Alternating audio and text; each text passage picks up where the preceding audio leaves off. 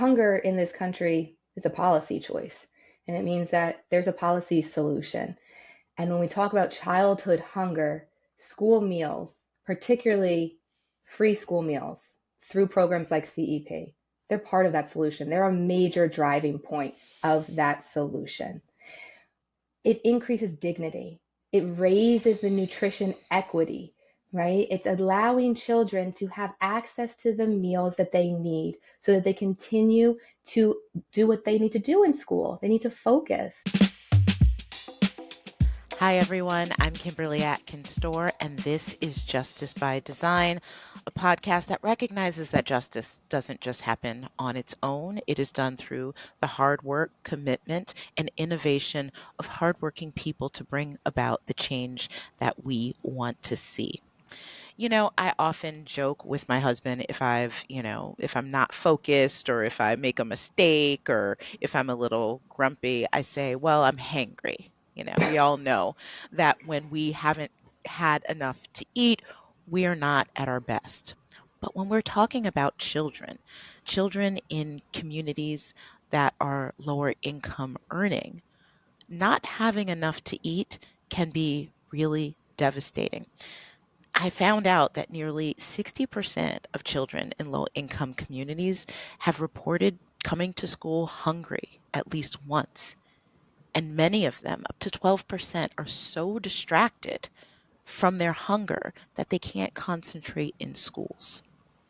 This affects not only their grades, studies have shown that it makes concentration harder for them both in and out of school. Their academic performance suffers. They can even suffer from behavioral issues. And not getting adequate food can also make you more likely to become sick, to be ill, and then have to miss more class. So the problem is compounded.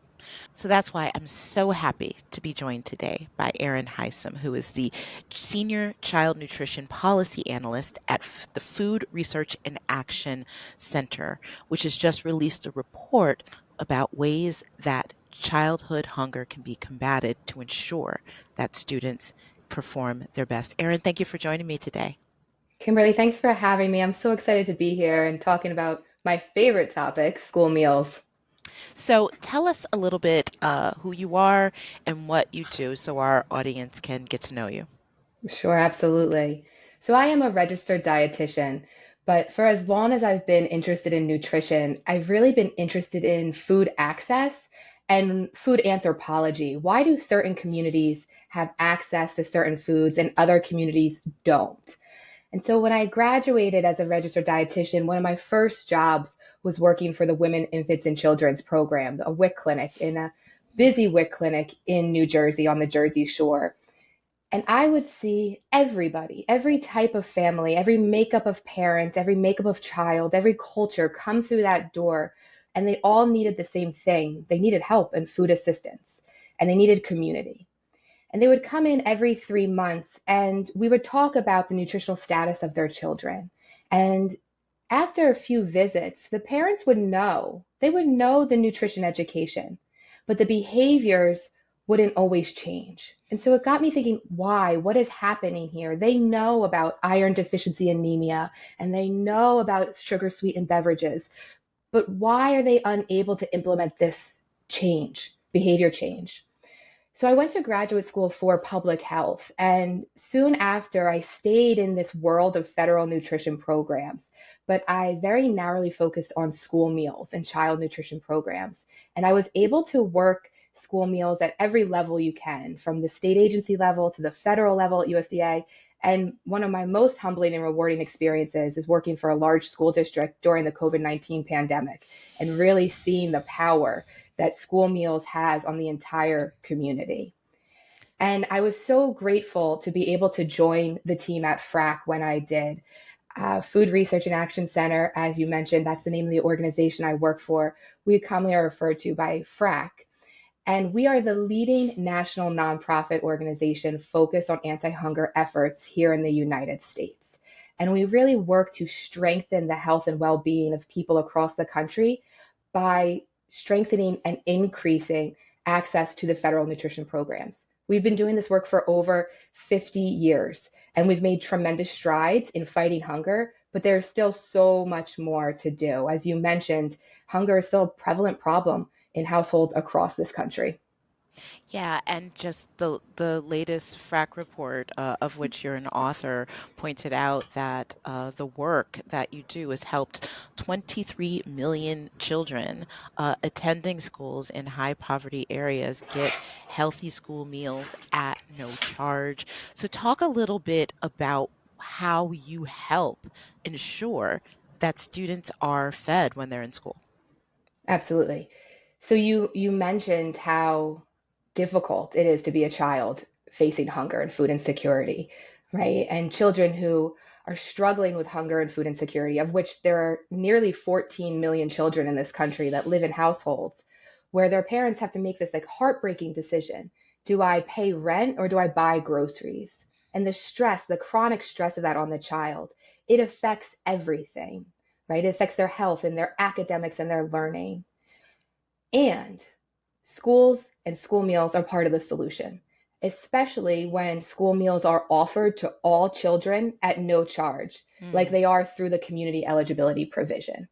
So, community eligibility, commonly called CEP, it's an option under school lunch, and it allows high need, high poverty schools to offer school meals to all students free of charge. And what it does is it eliminates that stigma, the stigma that's sometimes present in lunch lines, right? When you have a traditional tiered system, this child is eligible for free meals and that child's eligible for reduced price meals. That can create a social hierarchy in the cafeteria. But when we offer free meals to all children, like through CEP, it eliminates that stigma and it elevates nutrition equity. It increases participation in school breakfast and school lunch. And then the student and the school reap all the benefits of the school meals programs. As you mentioned, research at the top of the call, school meals are shown to improve health and academic outcomes, right? Children cannot learn on an empty stomach. So when we eliminate that barrier, when we give them the wholesome, nutritious meals that they need, then children are able to focus, they are able to concentrate, they are better behavior, they have less visits to the nurse's office, we see test scores improve, and they're on this path to success, right? That sets them up for academic and lifelong success. And I really appreciate the point that you made about making this available to everyone because I think for a lot of policies, and it would be my default to say, policies need to be targeted to the people that really need it. But in this case, that is, I mean, I remember when I was in school and the different tiered system when you got to the lunch line between those who could pay or had some other way of paying. Um, that really did create a social issue among students and how important that is not to layer more inequities with the solutions that we're applying. So I'm really glad that you made that point. So another point I want to dig in a little more because we're talking about why this is so important to children, but this is important to schools. And the CEP program actually benefits schools greatly. Can you talk about that? Absolutely. I mean, it benefits every area of a school system. So when you look at the academics and you look in the classroom, we have talked to teachers around the country that say when we implement strong school breakfast programs, meaning that we offer breakfast free of charge and we incorporate it into the school day, and children start their day nourished, behavior improves, their classroom environment improves, there's less disruptions, and the whole class is able to focus. It could just take one hungry child that might be disrupting the entire environment, right? By no fault of his own, and therefore the whole class is therefore affected by their learning. So we see academics improve. We've talked to nurses, school nurses, who say that when they start implementing community eligibility, when we start offering healthy school meals for all, robust breakfast programs, visits to the nurse's office decrease. Oftentimes you'll see in elementary schools, children will go down to the nurse's office and they're really asking for a snack because they haven't eaten. And so the nurse is able to go back to focus on the activities that she needs to do because the children are fed in these programs. And community eligibility is really, it's smart business for school nutrition departments. School nutrition departments are running these little mini businesses within a school system. And I'm not sure everyone always realizes what is happening behind the scenes. Food service directors are very strategic and very intelligent on how they are able to offer wholesome, nutritious, culturally responsive meals to large populations of children on shoestring budgets. And there's a lot of bureaucratic red tape in school meals programs. There's a lot of paperwork and regulation. And when a school adopts community eligibility, it cuts through that administrative burden. The paperwork requirements are reduced and it streamlines operations and increases efficiencies so that we have increases in operational efficiencies, we have increases in the number of meals served, which leads to economies of scale, and it gives school nutrition departments time. It gives them time back so that they can focus on their mission, which is feeding children. We see that school nutrition departments, when they are no longer burdened with the paperwork of school meals and they're able to implement community eligibility, they can take on initiatives such as farm to school or scratch cooking or culinary training. They can embark on wellness initiatives for students and their families because they're not saddled with all the administrative burdens that sometimes accompany traditional school meal programs. Yeah. So, and I want to be clear that you are a nonprofit organization. You are not a governmental program or a for-profit Mhm. program. This is a nonprofit doing this work.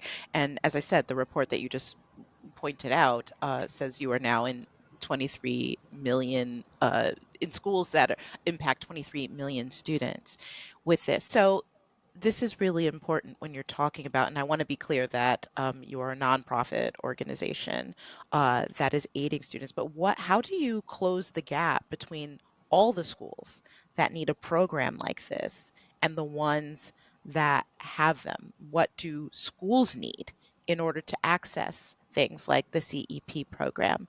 And what do you need in order to provide this to more schools? That's a great question, Kimberly. Thank you for asking that. So generally speaking, simply, we need to invest in school meals. We need to invest in our children's future by ensuring that they have the nourishment now so that they can succeed academically and in the long run. And the way that we do that with the community eligibility program is we call on Congress to increase the amount of federal reimbursement schools that are eligible for this program receive so they can participate because there is a gap. We have seen tremendous growth in the program. We currently have one out of every two schools that operate the National School Lunch Program use CEP to offer free school meals to their students. And I think that speaks to the benefit that community eligibility brings to the school and to the child, right? Schools want to implement this program. However, without additional financial resources, without additional investments into the schools themselves and their nutrition departments, many eligible schools are unable to adopt this program. We've seen this successfully on state levels. So we see the power of state policy when states choose to subsidize school meals and really invest in their school meal program. More schools are able to adopt community eligibility, and more schools are able to offer healthy school meals for all students. So we So have help eight. me, sorry, I don't mean to Mm, interrupt you, but just sort of help me and our listeners understand a little bit as we're having this discussion how school meals are funded on the federal and state level. And it varies from state to state, right? So, on the federal level, traditionally, schools that are not participating in community eligibility are reimbursed based off the individual student's eligibility level. So, an individual child will submit a household meal application, a school meal application, or they will be participating in another means tested program such as SNAP, right? And a data matching process occurs that determines they are eligible for free school meals without the application. Got it. And then every child in that school has an eligibility. This child is eligible for free meals, this child's eligible for reduced price meals, this child's eligible for paid meals. And the school is reimbursed per meal based on that student's eligibility. In community eligibility schools, what happens is that school meal application is removed. So that burden on the family of filling out that paperwork and the burden on the school of processing that paperwork is eliminated. And that's why we say it cuts through that administrative burden. It eliminates that administrative burden, right? And the way the schools are reimbursed is on their percentage of poverty. So all of the students who are directly certified for free meals based on their participation in another assistance program like SNAP or in many states Medicaid, those children are automatically qualified for free meals. A multiplier is then applied to that percentage, and that gives you the percent of meals that will be reimbursed at the federal free rate. And the rest of them are reimbursed at a lower federal paid rate. So the higher the poverty rate in a school, the higher the need in the school, the more federal money CEP schools receive. The lower the poverty rate, the less money. And so that's where it really starts to become troublesome for some schools who are eligible for CEP, but they can't cover the cost because the federal Mm. multiplier is inadequate and it needs to be raised. It needs to be raised so that all schools who are eligible for this program are able to adopt it and their children and their communities reap the benefits. That's so important because we talk about, I know as a journalist, I talk a lot about, what the government needs to fund, what the government priorities are, and how that directly impacts citizens. But in this case, how the government reimburses has a direct impact not just on the students, but on organizations that are trying to help bridge that gap. Uh, that you are directly affected, even though you are trying to help the government essentially feed more people. I mean, this may feel wonky, but it's so very important when we're trying to pinpoint exactly what the causes of problems like childhood hunger are and exactly what the solutions are. So I know this is a little technical, but I think that that was important for our conversation. And I want to let you continue talking about what you need, what you need at FRAC. I think the biggest support your listeners can give is to advocate, right? To support and understand school meals programs, to know the benefits about school meals and how they are a solution in this crisis of child hunger in America, right? So get to know your school district, get to know your food and nutrition service department, and then reach out to your representatives. Reach out to your representatives and say that you support school meals. We need to invest in programs like the Community Eligibility Provision. And ultimately, we need nationwide healthy school meals for all. We need school meals to be available to every child in every school in every state, regardless of income. We don't means test anything else in a school. We don't means test textbooks or transportation. We don't need to do this for school lunch and school breakfast either. And if someone's a little hesitant and said, I've never contacted my representative, we've got you at FRAC. You can visit our website and we have an action network, our FRAC action network, that'll directly link you to your representatives and you can shoot them an email saying, I support school meals, I support the community eligibility provision, and we need to make healthy school meals a reality nationwide. And I will put the website in the show notes for this podcast so listeners will be able to find it there. But there is, as you mentioned, also a role for the state to play here too, and that some states have created subsidies to help bridge that gap, but not all of them have. Talk a little bit about that. Absolutely. The COVID-19 pandemic was absolutely horrific nationwide. But one of the things that we saw in relation to school meals was this power and potential of healthy school meals for all and what it means for schools, children, and communities. And during that time, the federal government had issued waivers that allowed all schools to serve all children free school meals. And when those waivers ended, schools and districts and states did not want to return to this traditional system of free, reduced price, and paid. So since that time, we've seen great advocacy efforts across the nation for a network of anti-hunger partners that have been passing state policy to support school meals. So currently we have 8 states that have healthy school meals for all policies, meaning all of the schools that are eligible, all of the children in those schools are able to get a free school meal. We also have states that are working towards healthy school meals for all. And in the meantime, they've passed CEP subsidies. So states like New York, Washington, Oregon, they provide state aid to schools that want to adopt community eligibility. And what this does is it makes community eligibility financially feasible for school nutrition departments. So school nutrition departments can get the state subsidy, get that investment and support their operation and then focus on feeding children so that children can have access to the nutritious meals they need to learn and thrive. Wow. So, what else should we leave our listeners with, whether they have children or don't, just in terms of what tools we have and what we can be doing to better care for our children, not just so that, as I said, not just so that they can perform better in schools, but that this has a lifelong implication for them. Without that, we saw, as you said, we still are grappling with all of the impacts of on school age children of the pandemic. I mean, that I Mhm. think we haven't scratched the surface of that, but even that was a lesson that was learned during the pandemic, how to feed kids, and we did that, but like many other policies, we have pulled away from that again. So, how should our listeners be thinking about this issue of ensuring um, food stability for our youngest people as a aspect of protecting our democracy? Absolutely. Hunger in this country is a policy choice, and it means that there's a policy solution.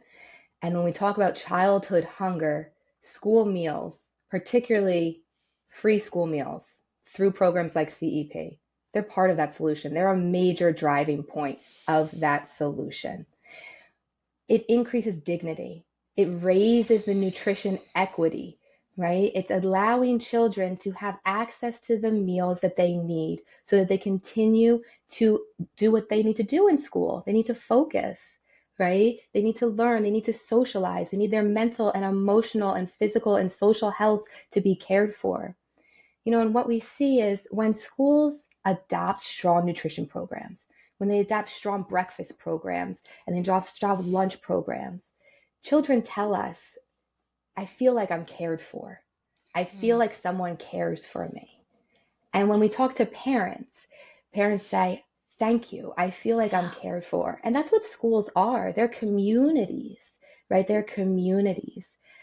Recently I was at a School Nutrition Association event and I was given a presentation about healthy school meals for all and community eligibility and ways that school nutrition professionals, like frontline cafeteria staff, can advocate for these programs in their state, right?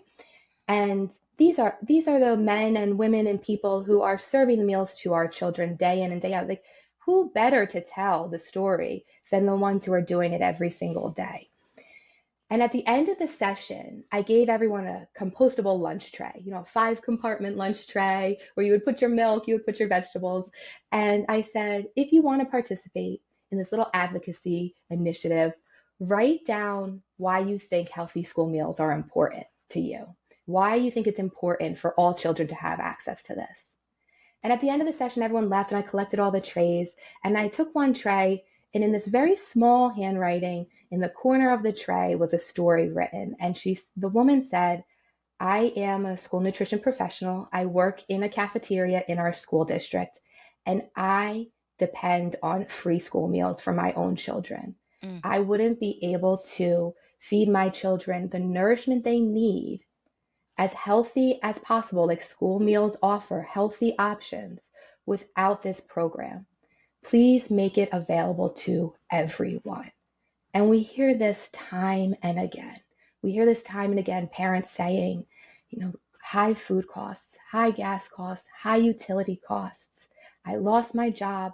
My partner got sick. Things happen and it's challenging. And if we can send our children to school knowing that they are going to have the nutrition they need, that they're going to get a healthy school breakfast, they're going to get a healthy school lunch, it takes some of that stress of parenting off their plates. And it's really what we need to do for our whole community. it is what we need to do for our whole community. I'm sure many of us remember how important it was to have school assistance for our meals when we were growing up, what that meant for our households, whether it's because you have parents who work early shifts and they're they're not home at the time that the kids are eating breakfast before school, or any number of other reasons that this can slip through the cracks. It's so important that it doesn't. And Erin Hysom, I am so grateful to you for your work and for joining me today to talk about this really important issue. This is so valuable. Thank you. Thank you. Erin is, well, she dropped a lot of knowledge today, and she was right about a lot of things, but one thing that sticks with me is poverty is a policy choice. I know we hear that said as sort of like a platitude, but this demonstrates exactly how policy choices are are seen in America. We see it with our own eyes, and we see it through the performance of our children in school when they don't get enough to eat. So I agree that this is something we need to press our leaders to ensure at the state level and the federal level that these children are being fed. And I appreciate the folks at FARC and Erin's work in trying to make that happen. That's Justice by Design for this week. Don't forget to follow the podcast wherever you get your podcasts. If you give a 5-star rating to the podcast too, you know what? That helps other people find it. And I think it's really important, especially right now where we are in America, that we focus on the areas where we need to see change and focus on how that change happens and how people like Erin and all of us can be a part of that change. I'm Kimberly Atkins Store. See you next week with a new episode of Justice by Design.